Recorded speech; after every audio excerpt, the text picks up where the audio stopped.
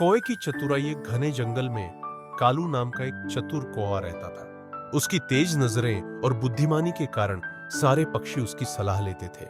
लेकिन कालू का एक सपना था। वह इंसानों की भाषा समझना चाहता था।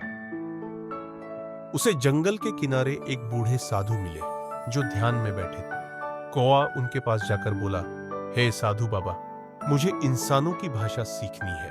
क्या आप मेरी मदद करेंगे?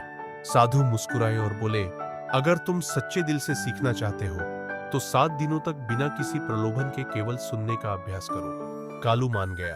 वह रोज गांव के पास जाकर लोगों की बातें ध्यान से सुनता, लेकिन किसी से कुछ नहीं कहता। धीरे धीरे उसे शब्दों का अर्थ समझ आने लगा। 7वें दिन साधु फिर आए और पूछा, क्या तुम अब समझ सकते हो?